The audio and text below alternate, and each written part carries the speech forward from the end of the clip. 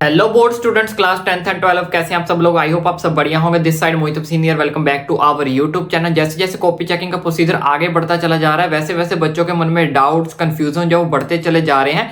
बहुत सारे बच्चों के मुझे कमेंट्स आ रहे हैं, क्वेरीज आ रही हैं इन चीज़ को लेकर। जो जितनी भी यहाँ पे चीजें मैंने मेंशन कर रखी है, चाहे वो आंसर एलिमेंट को लेकर है, स्टेप मार्किंग को लेकर है, ग्रेस मार्क्स को लेकर, फिलिंग को लेकर है, फेलिंग को लेकर है, बहुत सारे बच्चों के मन में डाउट्स चलते रह रहे हैं। तो आज की वीडियो के अंदर मैं आपके सारे डाउट्स को आपको वन बाय वन आपको अच्छे से समझाऊंगा कि एक्चुअल में ये हो क्या रहा है। साथ ही सीबीएसई की तरफ से जो कॉपी चेकिंग को अपडेट निकल कर सामने वो भी आपके साथ इस वीडियो के अंदर मैं आपके साथ शेयर करूंगा। लेकिन उससे पहले अगर आप चैनल पर हैं तो थोड़ा चैनल को सब्सक्राइब मार देना, क्योंकि बहुत सारे बच्चे ऐसे मैंने नोटिस किया है चैनल पर आते हैं, वीडियो देखते हैं, विजिट करते हैं अच्छे से, लेकिन ना ही वीडियो को लाइक करते हैं ना ही चैनल को सब्सक्राइब करते हैं। वीडियो लाइक तक नहीं करते, चैनल को सब्सक्राइब करना तो दूर की बात। देखो बच्चे ऐसा मत किया करो। अगर हम आपके लिए इतनी मोटिवेशन ला रहे हैं, इतनी अपडेट्स लेकर आ रहे हैं, तो उसके पीछे कुछ रीजन होगा ताकि आपको खुशी मिल सके, आपको हम मोटिवेट कर सके। और आगे से आप वीडियो को लाइक भी और चैनल को सब्सक्राइब भी नहीं करते तो हमें भी थोड़ी सी डिमोटिवेशन मिलती है। ऐसा मत किया करो, वीडियो को लाइक और चैनल को सब्सक्राइब जरूर किया करो। तो यहाँ पे सबसे पहले बच्चों का मेजर डाउट आता है किस चीज को लेकर, आंसर रेलिवेंट को लेकर। बहुत सारे बच्चों के मन में एक कंफ्यूजन रहती है कि सर मैं अपनी आंसर शीट के अंदर आंसर तो लिख के आया हूं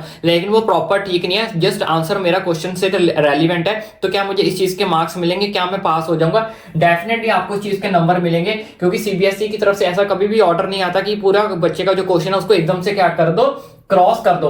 तभी हमारे पास यहाँ पे स्टेप मार्किंग लगती है। स्टेप मार्किंग का मतलब यही होता है कि अगर आपने बच्चे ने कुछ ना कुछ अगर लिखा है तो उस चीज के आपको क्या मिलेंगे, नंबर जो है वो देने ही देने। ये सीबीएसई का रूल है, ठीक है, ये रूल है कि नंबर आपको जो मिलने ही मिलने हैं। तो अगर आपने आंसर रेलिवेंट लिखा है, कुछ ना कुछ अगर आपने लिखा हुआ है, तो डेफिनेटली आपको नंबर मिलेंगे मिलेंगे। आपके नंबर कट नहीं होंगे, पूरी तरह से आपका क्वेश्चन जो है वो क्रॉस नहीं होता है। बस आपने लिखा होना चाहिए। अगर आपने कुछ ना कुछ लिखा है हर क्वेश्चन के अंदर तो डेफिनेटली टोटल करते करते क्योंकि नंबर मिलते चले जाएंगे तो डेफिनेटली आप क्या हो जाओगे, पास हो जाओगे। तो बहुत कम कंडीशन है कि अगर आंसर लिखने के बाद भी कोई बच्चा जो है वो फेल हो। बस आपकी आंसर शीट के अंदर कुछ ना कुछ जो है वो लिखा होना चाहिए। अगर वो रेलिवेंट भी नहीं है तब भी कोई दिक्कत बात नहीं है, लेकिन आपकी आंसर शीट के ऊपर लिखा होना चाहिए। यानी कि आपकी जो शीट्स है वो क्या होनी चाहिए, फिल्ड होनी चाहिए। अगर आपने शीट को अच्छे से फिल किया हुआ है, सारे क्वेश्चंस अगर आपने अटेम्प्ट किए हुए हैं, तो कोई भी कंडीशन के अंदर आप फेल नहीं हो सकते। इस चीज को अपने मन से निकाल दो कि आप फेल हो जाओगे अगर आप आंसर शीट्स को क्या करके आए हो, फिल करके आए हो, या फिर अपने आंसर को रेलिवेंट लिख के आए हो। स्टेप मार्किंग के नंबर आपको मिलेंगे, तो इस कंडीशन के अंदर आप कभी भी जो फेल नहीं हो सकते, चाहे वो क्लास 10th का बच्चा है, चाहे वो यहाँ पे क्लास 12th का बच्चा है। फेल यहाँ पे वही बच्चा होता है जहां पे जिसने कुछ भी आंसर शीट के अंदर नहीं लिखा, वही फेल बच्चा होता है जिसने आंसर शीट के अंदर कुछ भी नहीं लिखा, जिसकी आंसर शीट टोटली क्या है, ब्लैंक है। ऐसे व्हाइट है, यहाँ पे जैसे व्हाइट है, कुछ भी नहीं लिखा, टोटली ब्लैंक है, वही बच्चा जो फेल होता है। लेकिन अगर बच्चे ने कुछ ना कुछ लिखा है, तो आज सीबीएसई का पिछले सालों का रिकॉर्ड उठाकर देख लो, बहुत कम चांसेस, मात्र 4 से 5 हद 10% ही बच्चा जो होता है पूरे इंडिया के अंदर जो फेल होता है, और वही फेल होता है जिसने अपनी आंसर शीट के अंदर टोटली क्या छोड़ा हुआ, ब्लैंक छोड़ा हुआ, कुछ भी अटेम्प्ट जो है वो नहीं किया होता। वही बच्चा जो है फेल होता है। अदरवाइज कोई भी बच्चा जो फेल नहीं होता है। क्यों? क्योंकि उसको ग्रेस मार्क्स भी जो है वो क्या कर लेते हैं, बचा लेते हैं। ग्रेस मार्क्स कैसे बचा लेते हैं? अगर मान लो किसी बच्चे के यहाँ पे हमारे पास पासिंग मार्क्स कितने हैं, मान लो अगर किसी बच्चे का 70 मार्क्स का पेपर है तो 70 में से उसको पास होने के लिए कितने चाहिए, 23 मार्क्स चाहिए। अगर किसी के बच्चे के यहाँ पे 20 बन रहे हैं, 19 बन रहे हैं, या फिर 18 भी बन रहे हैं, तो ऐसे बच्चों को ग्रेस मार्क्स देके क्या कर दिया जाता है, पास कर दिया जाता है। ये जो ग्रेस मार्क्स होते हैं कितने सब्जेक्ट्स में मिलते हैं ये मैं आपको बताता हूँ। 1 से 2 सब्जेक्ट के अंदर ग्रेस मार्क्स दिया जाता है, और सबको नहीं दिया जाता, उन्हीं बच्चों को दिया जाता है जिनके नंबर जो पास होने से थोड़े से कम पड़ रहे हैं। यानी कि बेसिकली इस चीज को क्लैरिफाई सीबीएसई नहीं करते, ना ही इसकी आपको ऑफिशियल अपडेट मिलेगी, लेकिन जो पेपर टीचर चेक करते हैं हमें उनसे अपडेट मिली है कि 1 से 10 नंबर के बीच बीच में जो ग्रेस मार्क्स दिए जाते हैं, और कितने सब्जेक्ट्स में, 2 सब्जेक्ट्स में आपको ग्रेस मार्क्स जो है वो दिए जाते हैं।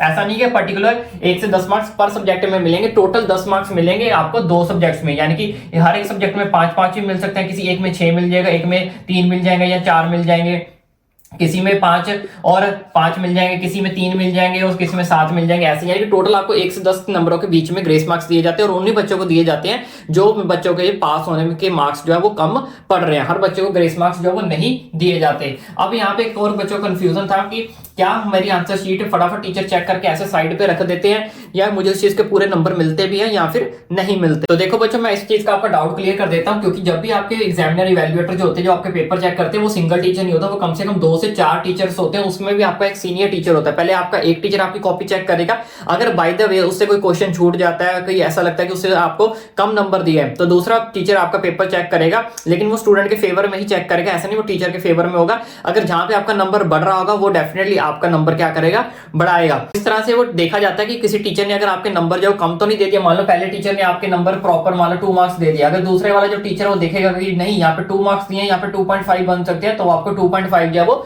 दे देगा। लेकिन जो फेवर वो स्टूडेंट के फेवर में ही आएगा, यानी कि स्टूडेंट के ही मार्क्स वो क्या करेगा, बढ़ाएगा। यानी कि सब कुछ आपके फेवर में। इतना सब होने के बाद भी मान लो अगर एक टीचर ने पेपर अच्छा चेक नहीं किया तो दूसरा करेगा, दूसरे के बाद तीसरा करेगा, तीसरे उसके बाद सीनियर टीचर भी वहां पे आपके अवेलेबल होते हैं। तो इतने सब टीचर्स अगर आपका पेपर चेक करेंगे तो डेफिनेटली आपको कैसे फेल कर देंगे, क्योंकि सीबीएसई कभी नहीं चाहता उनके जो स्टूडेंट्स का रिजल्ट जो है वो खराब हो। इसलिए आपको इस चीज के अंदर माइंड में सेटअप कर लेना कि इतने सारे पॉइंट्स लगने के बाद, आंसर लिखने के बाद, स्टेप मार्किंग के नंबर लगने के बाद, ग्रेस मार्क्स भी मिल रहे हैं, शीट्स फिल कर रही है तब भी नंबर मिल रहे हैं, तो इतना सब होने के बाद आप कैसे सोच सकते हो ये पॉइंट कि मैं फेल हो जाऊंगा। बिल्कुल भी आप फेल नहीं होगे। इवन आप जितने नंबर एक्सपेक्ट कर रहे हो, एक्सपेक्टेड से ज्यादा ही मार्क्स आपके आएंगे। चाहे आप देख लेना, पिछले सालों से हमेशा ऐसे होता हुआ है और इस साल भी ऐसा ही होगा, एक्सपेक्टेड से ज्यादा ही नंबर आपके आएंगे। और बचे हुए आने वाले एग्जाम्स के अंदर 2-3 चीजों का ध्यान रखना। अपनी पेपर प्रेजेंटेशन अच्छे से करके आना। दूसरी, कोई भी क्वेश्चन को छोड़कर नहीं आना, जितना भी उसके बारे में पता है, रेलिवेंट पता है, अपनी आंसर शीट के अंदर पूरी तरह से अच्छे से अटेम्प्ट करके आना। इसके अलावा इसकी तरह लेटेस्ट वीडियो अपडेट पाने के लिए अपने भाई के चैनल को सब्सक्राइब जरूर करें।